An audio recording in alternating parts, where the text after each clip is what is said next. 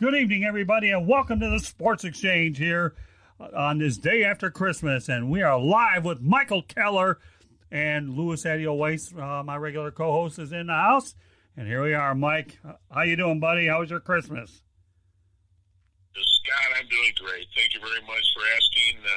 I had a very relaxing and family-oriented Christmas up here in the North Woods of Marion, Michigan, which is somewhat close to Traverse City and Cadillac in northern Michigan. It's great, although we don't have any snow. I'm not a big snow fan, so give me leaves, and I'm happy as hell. Well, I know all about your area. It's the most beautiful, quaint area on the planet. Can't wait to get back there down the line and hang out with you even more. When it comes to serenity, your area definitely has it. With that said, I'm going to go to a place that isn't so quaint over the weekend. It's Orlando. And I'm not going to visit Mickey Mouse or Donald Duck. We're going to watch. Candy and I will be covering the Michigan Wolverines and the Alabama Crimson Tide. So let's talk about some observations that you have of this contest. Well, I'll tell you what. I think it's a great matchup. When I played at Michigan, we only had one opportunity to play in a postseason bowl game, and that was the Rose Bowl. And we were fortunate to be able to qualify and play twice. But we always kind of knew who we were going to be playing. Southern California was the team of destiny, on the West Coast. In today's bowl matchups, you get a chance to play one of the great and storied programs of all of college football in Alabama.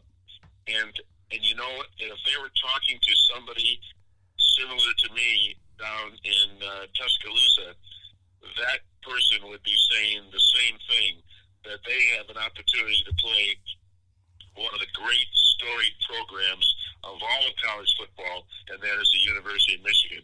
So when you look at it, both sides understand that this is something special when an Alabama and a Michigan get a chance to play in whether it's a postseason game or any type of game, is something special.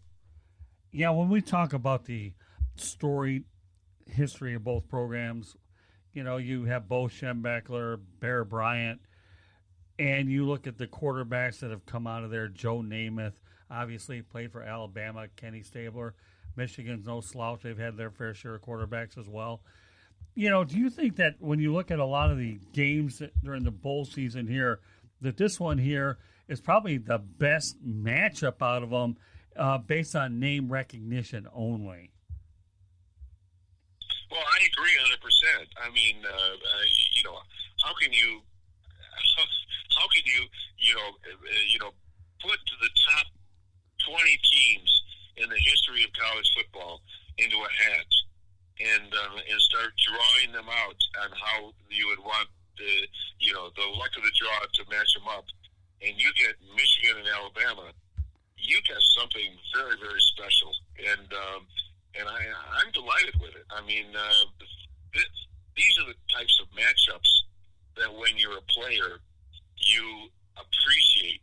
You want to be able to play in a game like that. You're not looking to be able to just beat up on a weak sister. If you have a chance to play in a bowl game against someone outside of the Big Ten, you want to be able to play in Alabama, because that is like a crowning achievement, in your career at University of Michigan. So I know that the players are just really excited about being involved in a game such as this. All right, Louis got a question for you. Go ahead, Louis. Michael, as somebody who went to school over there and obviously still lives in that area and has close ties to the University of Michigan, when you look at what Harbaugh's done for this program, what in your eyes, if they win, this game on tomorrow, it's 4 10-win seasons in 5 years for him. As somebody who, like I said, went there and has such close ties to that university, can you tell me a little bit what he's meant to that program and Jim Harbaugh and how he's kind of brought them back to relevance after some years lulling?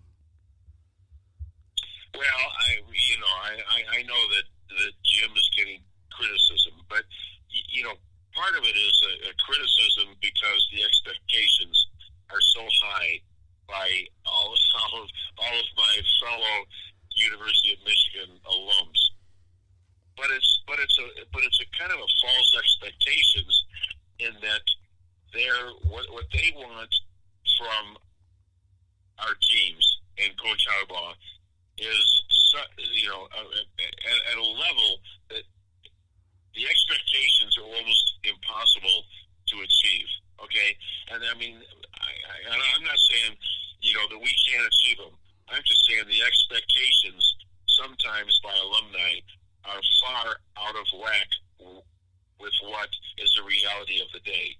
Now, I think that Coach Harbaugh and the Michigan Wolverine team have done a fantastic job in playing in one of the toughest, most brutal, wear you down conferences in all of college football, and to play in week out. I don't care. You take the weakest team in the Big Ten, and they've got players that are going to beat you up. And I said this to people over the years that playing in the Big Ten is a war of attrition. You battle and you get knocked down and you get beat up by even what is considered the worst teams in the league, to the point that you have. I mean, it's survival, and that's why I have so much respect for Coach Harbaugh and the Michigan team to fight through all of those hurdles that they have had, and to get to the position to where they're playing a top-notch bowl game, and they are there every year. God, I say this to all of my fellow Michigan Wolverine fans and alumni: give the guy the credit that he deserves. The team plays great all year long, and whether we achieve, national championship, which is always our goal, or not, the team and the players are accomplished, and they are great. No matter how you want to measure it, they've done a great job, for all of us. I think let's not sell ourselves short. Yeah, okay? Great points, Mike, too. And I want to elaborate further on what you're talking about. People don't understand that before Harbaugh took over the reins at Michigan, that you had Rich Rodriguez and Brady Hoke, and those were some very dark times in Michigan football. And what Jim Harbaugh has done is he's gone out there and restored Michigan's back to credibility and respectability. Granted, he hasn't had a couple of signature wins, but who the heck cares? I mean, the old before and after shot. I agree 100%. But you know what? It is, it's like anything else, and God love us all. God loves the Michigan fans. It's never, if it's not a national championship, it just isn't enough. And I understand, and I believe in that way of looking at it, but it just isn't that friggin' easy. You know what I'm saying? Oh yeah. Having. I mean, I played with Bo Schembechler, and I played in some of the great teams, some of the greatest teams in Michigan history. And I've followed University of Michigan football ever since because I love it, and I love everything about the University of Michigan. But Lord have mercy, there are probably 30 or 40 universities that consider themselves in the same category, that they will scrap and fight and maim and claw, whatever they've got to do in order to be in that top 10, not even mentioning the number one position. But it's a war. It's a war zone, and it take no prisoners. And it just isn't that friggin' easy to win the national championship. Not to mention win the Big Ten and be recognized as one of the top teams in the country year in and year out, which Michigan has been able to do. All right, let's focus our attention on the game itself. Wolverines against the Alabama Crimson Tide. I almost tend to think Alabama feels like it's a letdown that they're playing Michigan in a non-football playoff type of game. But what do you expect going into this contest on January 1 between Michigan and Alabama, Mike? The number one thing is I look at two story programs. I mean, outstanding programs. National championships. If you were gonna put together a list of the top 20 teams in the country over the last 50 to 100 years, you would rank Michigan and Alabama in the top 5, in my estimation. Right. Okay, so when you consider that alone gives this game, whether you want to call it bragging rights, whether you want to call it an alumni satisfaction game, it is important because it is two storied programs with great histories, in collegiate football, playing against each other in a nationally televised game on January 1. I mean, how much better does it get than that? And in fact, I would even say that this game overshadows many of the what you would consider to be games that would lead to a national championship. That was my next point. Sense? Oh, yeah, it was my next point. Come on, Mike, really? Yeah, I mean, great minds think alike. GMTA, right? Okay, and we'll go ahead. I don't want to oversell. I don't. You don't have undersell, to. But I never had a chance to play against Alabama.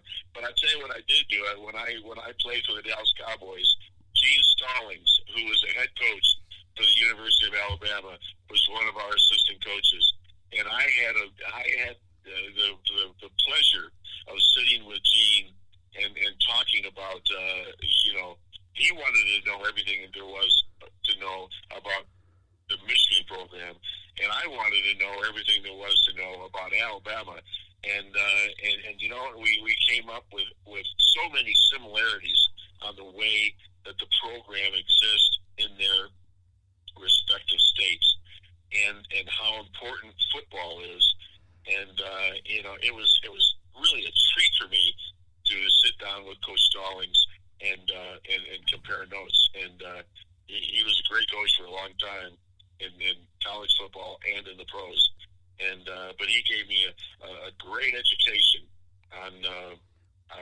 Alabama and how important football is in that state.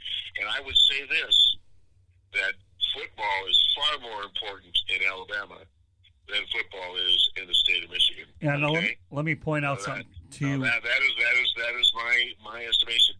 But that having been said, University of Michigan has a record, bar none, that can match up against Alabama. Anybody you want to rank them up to, and that's what makes this game that we're going to be watching here in a few days, so special, because these are two really, really, really good programs, football programs, and we get to watch them tee up against each other. That's a special thing about the bowl game program. Yeah, I got to tell you, many years ago, I had an opportunity to cover the Citrus Bowl with Ohio State against Alabama, and I thought that was a lot of fun. This one here, when I saw this matchup, and I don't know why I had a gut feeling this matchup was going to take place, because the Michigan-Florida thing has been overplayed. So now, what better way for that bowl than to have Michigan and Alabama, and believe me, those people at the Citrus Bowl hit a home run with this matchup. And let me lead to my next point, Mike, okay, is for whatever it's worth, okay, Oklahoma at LSU. LSU has been up and down through the years, okay? I don't care about this year, but they went through a lot of coaches themselves. Les Miles did all right there. But, I think they've gone through their fair share of coaches. So Oklahoma's always been good, no matter who you put in there. And then, of course, you have Clemson and Ohio State. And there were some dark moments in Clemson football history until Dabo Swinney came on board. And I believe it was Tommy Bowden that coached at Clemson for a while. So what I'm trying to tell you, Mike, and you, Lewis, I know it's a little bit more than you're accustomed to. Clemson and LSU have been good for a certain period of time. Oklahoma and Ohio State have been good for a long period of time, whereas Alabama and Michigan are storied programs. That's how I would put a bow on that. Well, what you're saying is exact. I mean, we are blessed with